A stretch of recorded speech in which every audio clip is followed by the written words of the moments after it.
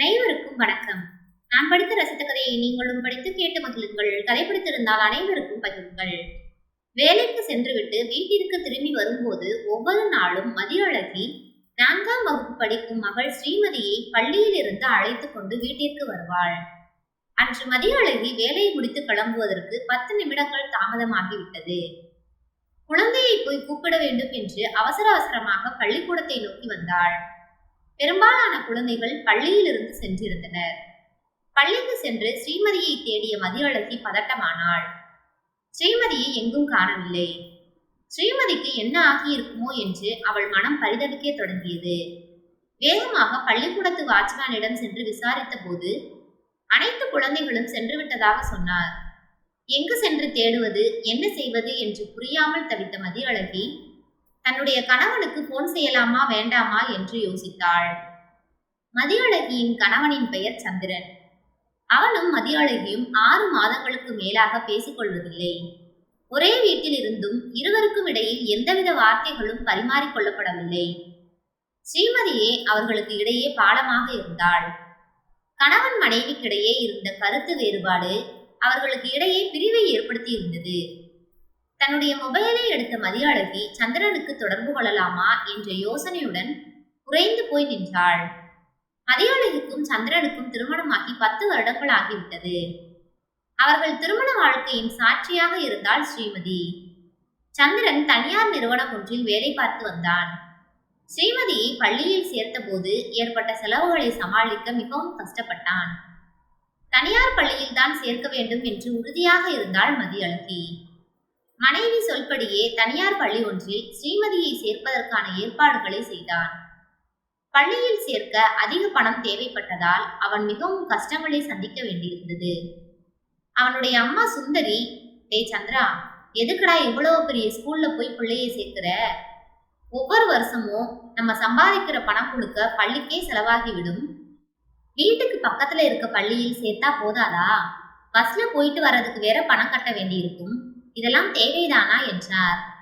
மனைவியை தன்னுடைய அம்மாவிடம் விட்டு கொடுக்க முடியாமல் சந்திரன், படிப்பு ரொம்ப முக்கியம்மா, அதுக்காக தான் நல்ல ஸ்கூலா பார்த்து சேர்த்திருக்கு என்றான். படிப்பு முக்கியம்தான், அதுக்காக நம்ம தகுதிக்கு மீறி ஆசைப்படக்கூடாதுல்ல. இவ்வளவு பெரிய ஸ்கூல்ல சேர்த்தா எவ்வளவு கஷ்டப்பட வேண்டியிருக்கும் தெரியுமா? கொஞ்சம் கூட அதை யோசிக்க வேண்டாமா? ஏன் எல்லா குழந்தைகளும் அந்த பள்ளியில் தான் படிக்கிறாங்களா? அந்த பள்ளியில் படிக்காத பிள்ளைகள் எல்லாம் நல்ல வேலைக்கு போகலையா? இல்ல கை நிறைய சம்பாதிக்கலையா? அரசு பள்ளியில் படித்த பிள்ளைகள் கூட நன்றாக சம்பாதிக்கிறார்கள் என்று கோபமாக பேசினார். இருக்கட்டும்மா, நான் சமாளித்துக் கொள்கிறேன் என்றான் சந்திரன். மதியழகிதான் அந்த பள்ளியில் குழந்தையை சேர்க்க வேண்டும் என்று சொன்னாள் என்பது தெரியாத சுந்தரி மருமகளிடம் சென்று, ஏமா, இவ்வளவு பெரிய ஸ்கூல்ல சேர்த்தா எவ்வளவு பணம் கட்டணும் தெரியுமா? நீ கொஞ்சம் சொல்லக்கூடாதா என்றார். அவளோ, அத்தை, இந்த காலத்துல படிப்பு ரொம்ப முக்கியம், அதனாலதான் நான் எதுவும் சொல்லல. எனக்கும் அந்த பள்ளியில் படிக்கிறதா நல்லதுன்னு தோணுது என்றாள். என்னமோ பண்ணுங்க என்று புலம்பிக் கொண்டே இருந்தார் சுந்தரி. இதனால் வீட்டில் பண கஷ்டம் அதிகமாக இருந்தது. சந்திரனும் வேலை நேரத்தை அதிகப்படுத்தி பார்த்து செலவை சமாளிக்க முயற்சி செய்தான். அதனால் அவனுக்கு உடல் சோர்வு மட்டும் இல்லாமல் மனச்சோர்வும் ஏற்பட்டது. தன்னுடைய ஆற்றாமையை தன்னுடைய குடும்பத்தில் காட்ட ஆரம்பித்தான். அன்று விடுமுறை நாள். சந்திரனும் வீட்டில் இருந்தான். மாலை 6 மணிக்கு அருகில் இருக்கும் திரையரங்கிற்கு படம் பார்க்க செல்லலாம் என்று ஆசையாக தன் கணவரிடம் வந்து கேட்டாள் மதியழகி. படத்துக்கு போனா அதிகமா செலவாகும், அதெல்லாம் வேண்டாம் என்றான் சந்திரன். ஏங்க, நானே எப்பவாவது ஒரு தடவை தான் படத்துக்கு போகலாம்னு சொல்றேன், அப்பவும் வேணான்னு சொல்றீங்க. எது கேட்டாலும் இப்படி சொன்னா என்ன அர்த்தம்? இதுக்கு முன்னாடி எப்ப படத்துக்கு கூட்டிட்டு போனீங்கன்னு கொஞ்சம் யோசிச்சு பாருங்க என்று சத்தமாக பேசினாள் மதி. ஆமாடி, இப்ப இருக்கிற சூழ்நிலையில் படம் பார்க்கறதுக்கு தான் இங்க பணம் இருக்கு. நான் ஒத்த ஆளா இருந்து கஷ்டப்பட்டு சம்பாதிக்கிறேன். நீ சொகுசா வீட்டில் உட்கார்ந்து தின்னுக்கிட்டு திரியிற. வேலைக்கும் போயிட்டு வந்து வீட்டு வரவு செலவையும் சமாளிக்கிறதுக்கு நான் படுற கஷ்டம் எல்லாம் எனக்குத்தானே தெரியும் என்றான். அவன் பேசியது அவளை வெகுவாக பாதித்தது. என்ன, நான் என்னமோ வீட்டில் சும்மா இருக்கிற மாதிரி பேசுறீங்க? காலையில 5 மணிக்கு எந்திரிச்சா நைட்டு 9 மணி வரைக்கும் எவ்வளவு வேலை பார்க்க வேண்டியிருக்கும் தெரியுமா? சும்மா வாய்க்கு வந்தபடியெல்லாம் பேசாதீங்க. உங்ககிட்ட இனிமே நான் என்னைக்கும் படத்துக்கு போகலாம்னு சொல்லவே மாட்டேன் என்று கோபமாக கத்திவிட்டு எழுந்து மொட்டை மாடிக்கு சென்று விட்டாள். வீட்டில் நிம்மதியில்லாத சூழல் நிலவியது. 2 நாட்கள் மதி தன் கணவரிடம் பேசாமல் இருந்தாள். அதன் பிறகு அவளை சமாதானம் செய்தான் சந்திரன். நாட்கள் வேகமாக ஓடத் துவங்கியது. ஸ்ரீமதி 1ஆம் வகுப்பிலிருந்து 2ஆம் வகுப்புக்கு சென்றாள். அப்போதும் சந்திரனுடைய அம்மா மகனிடம் குழந்தையை வேறு பள்ளியில் சேர்த்து விடலாம் என்றார். அம்மா, ஒவ்வொரு வருஷமும் பள்ளியை மாத்திக்கிட்டே இருக்க முடியாது என்று சொல்லிவிட்டான் சந்திரன். டேய், நீ கஷ்டப்படுறத என்னால் பார்க்க முடியலடா. வீட்டுல நிம்மதி இருக்கா? உன் பொண்டாட்டி கிட்ட கேட்டாலும் இந்த பள்ளியில் படித்தால்தான் நல்லதுன்னு சொல்றா. நீயும் அதையே சொல்ற. 2 பேரும் பேசி வச்சிருக்கீங்க போல. எப்போதுமே விரலுக்கேத்த வீக்க வேணும். நான் என்ன சொன்னாலும் கேட்கக்கூடாதுங்கிற முடிவில் இருக்கியா? ஒரு நாள் என்கிட்ட வந்து அம்மா என்னால முடியலன்னு புலம்பதான் போற என்றார் சுந்தரி.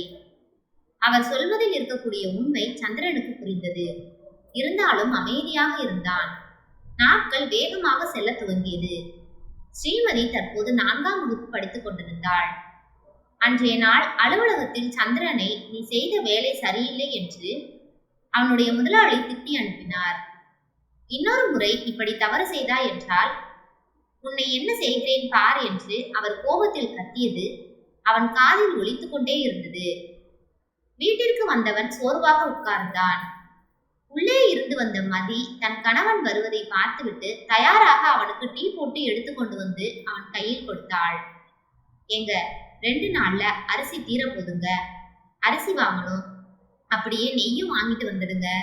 சுத்தமா இல்ல, வாங்கி 2 மாசத்துக்கு மேல ஆகுது. நானும் கொஞ்சம் கொஞ்சமா பயன்படுத்தி 2 மாசத்துக்கு கொண்டு வந்துட்டேன் என்றாள் மதி. தன் கையில் வைத்திருந்த காஃபி டம்ளரை கோபத்தில் தூக்கி எறிந்தவன், இப்பதான் அரிசி வாங்கி கொடுத்தேன், 2 வாரம் கூட ஆகல, அதுக்குள்ள திரும்பவும் அரிசி வாங்கணும்னு சொல்ற. காசு என்ன மரத்திலையா காக்கிது? நீ வேலைக்கு போனாதான் உனக்கு பணத்தோட அருமை தெரியும். இன்று அலுவலகத்தில் நான் செய்யாத தப்புக்கு எவ்வளவு திட்டு வாங்கிட்டு வந்திருக்கேன் தெரியுமா? எப்ப பார்த்தாலும் அதை வாங்கி கொடு இதை வாங்கி கொடு என்று சொல்லிக்கொண்டே இருக்கிறாய் என்று கத்திவிட்டு வேகமாக தன்னுடைய அறைக்குள் சென்றான். மதிக்கும் கோபம் வர அவன் பின்னாலேயே அறைக்குள் சென்றவள், எங்க உங்ககிட்ட அரிசி தானே வாங்கி கொடுங்கன்னு சொன்னேன், அதுக்கு இவ்வளவு கோவப்படுறீங்க என்று கத்தினாள். நீங்க மட்டும்தான் சம்பாதிக்கிறீங்க, அந்த திமிரில் இப்படியெல்லாம் பேசுறீங்களா? காஃபி டம்ளரை வேற தூக்கி எறிகிறீர்கள் என்று கத்தினாள். ஆமா, அப்படிதான் தூக்கி எறிவேன். சம்பாதிக்கிறது நான் தானே, எனக்கு அப்படிதான் கோபம் வரும் என்று அவன் பேசிய வார்த்தைகள் அவளை முள்ளாக குத்தியது. அவன் தொடர்ந்து, உன்னால வேலைக்கு போய் பணம் சம்பாதிக்க முடியுமா? சும்மா மனுஷன் என்ன நிலைமையில் இருக்கான்னு தெரியாம ஏதாவது சொல்ல வேண்டியது, அப்புறம் எதுக்கு டீ டம்ளரை தூக்கி எறிஞ்சிங்கன்னு கோவப்பட வேண்டியது என்றான். அவன் பேச்சில் முதலில் இருந்த கோபம் சற்று குறைந்து அமைதியாக இருந்தது. அவனுக்கு அவன் செய்த தவறு புரிந்தது. ஆனால் மதி மிகவும் கோபமாக இருந்தாள். நான் வேலைக்கு போய் சம்பாதிக்கிறேன், ஏன் நான் படிக்கலையா? என்னை எங்க அப்பா அம்மா நல்ல முறையில் படிக்க வச்சிருக்காங்க. நான் படிச்சு பட்டம் வாங்கியிருக்கேன், என்னாலையும் வேலைக்கு போக முடியும். நீங்க சம்பாதிக்கிற அளவுக்கு என்னால் சம்பாதிக்க முடியவில்லை என்றாலும் என்னாலையும் சம்பாதிக்க முடியும் என்றாள். அதன் பிறகு வேலைக்கு செல்வதற்காக முயற்சி செய்தாள் மதி. பக்கத்து வீட்டு பார்வதி அக்கா வேலைக்கு செல்லக்கூடிய இடத்தில் வேலைக்கு வருவதாக சொல்லி வைத்திருந்தாள் மதி. அது ஒரு பேக்கிங் நிறுவனம். படித்து பல வருடங்கள் ஆகிவிட்டதால் படித்த படிப்புக்கு ஏற்ற வேலை தேடுவது மிகவும் சிரமம் என்பது அவளுக்கு தெரிந்திருந்தது. அந்த பேக்கிங் வேலைக்கு மாதம் 12,000 ரூபாய் ஊதியம் கிடைக்கும் என்பதால் இப்போதைக்கு அந்த வேலைக்கு செல்லலாம் என்று முடிவெடுத்தாள் மதி. வேலை சற்று கடினமாக இருக்கும் என்று சொல்லியிருந்தார் பார்வதி. மதியின் மனதில் வைராகியம் இருந்ததால் பரவாயில்லை என்று சொல்லி வேலைக்கு செல்வதற்கு அன்று காலையில் கிளம்பினாள். அன்றைய தினத்திற்கு முன்னரே தன்னுடைய மாமியார் சுந்தரியிடம் வேலைக்கு செல்வதை பற்றி சொல்லியிருந்தாள். காலையில் 8 மணிக்கெல்லாம் வேலைக்கு சென்று விடுவேன் என்று சொல்லியிருந்தாள். சந்திரன் அவள் வேலைக்கு கிளம்பி வருவதை பார்த்துவிட்டு ஒன்றும் புரியாமல் குழப்பத்தில் இருந்தான். அவள் வேலைக்கு சென்ற பிறகு அம்மாவிடம் வந்து, அம்மா எங்கே கிளம்பி போறா என்று கேட்டான். வேலைக்கு போறா, நேத்தே என்கிட்ட சொல்லிட்டா. காலையில 8 மணிக்கு போயிட்டு சாயந்தரம் 4 மணிக்கு வந்துருவா. வரும்போது பள்ளியில் போய் குழந்தையையும் கூட்டிட்டு வந்துடுறேன்னு சொல்லிட்டா. அதனால குழந்தைக்கு பஸ்ஸுக்கு கொடுக்க வேண்டிய காசு மிச்சமாகும் என்றார் சுந்தரி. என்கிட்ட சொல்லவே இல்லையே என்று கேட்டான் சந்திரன். என்னதான் கோபம் இருந்தாலும் வாய்க்கு வந்தபடியெல்லாம் பேசலாமா? பொருட்களை தூக்கி எறிவதெல்லாம் என்ன பழக்கம்டா? இந்த பழக்கம் எல்லாம் எப்படிடா உனக்கு வந்துச்சு என்றார் கோபமாக. இல்லம்மா, அலுவலகத்தில் ஒரே டென்ஷன். செய்யாத தப்புக்கு நான் திட்டு வாங்க வேண்டியதாயிடுச்சு என்றான். ஆமா, நாங்க வீட்டுல படுத்து எந்திரிச்சிட்டு தான் இருக்கோம் என்று சொல்லிவிட்டு இனிமேல் இது மாதிரி எல்லாம் செய்யாதடா என்றார். அன்று அறையில் இருந்த மதியழகியிடம் சந்திரன், என்ன மதி, வேலைக்கு போறத என்கிட்ட சொல்லவே இல்லையே என்றான். அவன் கேட்டுக்கொண்டிருக்க அவள் அமைதியாக படுத்திருந்தாள். என்ன மதி, நான் கேட்டுக்கிட்டே இருக்கேன் என்று மறுபடியும் பேசினான். நான் உங்ககிட்ட பேசுறதுக்கு தயாரா இல்லை. இனிமே என்கிட்ட வந்து பேசுற வேலையெல்லாம் வச்சுக்காதீங்க. நானும் வேலைக்கு போறேன். இந்த குடும்பத்துக்காக என்னால என்ன கொண்டு வர முடியுமோ அதை நான் சம்பாதித்து கொண்டு வருவேன் என்று சொல்லிவிட்டு திரும்பி படுத்து கொண்டாள். 2-3 நாட்களில் சமாதானம் ஆகிவிடும் என்று நினைத்து கொண்டு சந்திரனும் அமைதியாக இருந்தான். ஆனால் மதி மிகவும் பிடிவாதமாக இருந்தாள். கணவனுடன் பேசுவதையே தவிர்த்தாள். அப்படியே ஏதாவது பேச வேண்டும் என்றாலும் ஸ்ரீமதியிடம் சொல்லிவிடுவாள். ஸ்ரீமதி சென்று அப்பாவிடம் சொல்ல, அப்பா சொல்வதை மீண்டும் அம்மாவிடம் வந்து சொல்லுவாள். ஸ்ரீமதி 2 பேருக்கும் இடையில் பாலமாக திகழ்ந்தாள். 1 மாதம் ஆகியும் மதி சந்திரனிடம் பேசவில்லை. தன்னுடைய தவறை முழுமையாக உணர்ந்த சந்திரன் பலமுறை மதியிடம் மன்னிப்பு கேட்டான். ஆனாலும் அவள் அதை ஏற்றுக்கொள்வதாக இல்லை. மதிக்கும் சந்திரனுக்கும் இடையில் நடக்கக்கூடிய பிரச்சனைகளை அமைதியாக பார்த்து கொண்டிருந்தார் சுந்தரி. மதி வேலைக்கு செல்ல ஆரம்பித்த பிறகு மருமகளுக்கு சமையல் வேலைகளில் தன்னால் முடிந்த அனைத்து விதமான உதவிகளையும் செய்தார். வேலை முடிந்து வீட்டிற்கு வருவதற்கு முன்பாகவே இரவு சாப்பாடுக்கான அனைத்தையும் தயார் செய்து வைத்து விடுவார் சுந்தரி. அன்று ஒரு நாள் சுந்தரி தன்னுடைய மருமகளிடம், ஏமா, 2 மாசத்துக்கு மேல ஆகுது, நீ சந்திரன்கிட்ட பேசு, பாவம் ரொம்பவும் மன கஷ்டத்துல இருக்கான், நீ அவன்கிட்ட பேசக்கூடாதா? அவன் செஞ்சது தப்புதான், அதை அவனே உணர்ந்துட்டான் என்றார். அத்தை, இது எங்களுக்குள்ள இருக்க பிரச்சனை, இதுல நீங்க தலையிடாம இருங்க. கோபம் வந்தா என்ன வேணாலும் பேசலாமா என்று சொல்லிவிட்டு எழுந்து சமையல் அறைக்குள் சென்று வேலைகளை பார்க்க ஆரம்பித்தாள். சுந்தரி அவளிடம் பேசி பிரயோஜனம் இல்லை என்று அமைதியாக இருந்தார். மதி வேலைக்கு சென்று 4 மாதங்கள் ஆகியிருந்தது.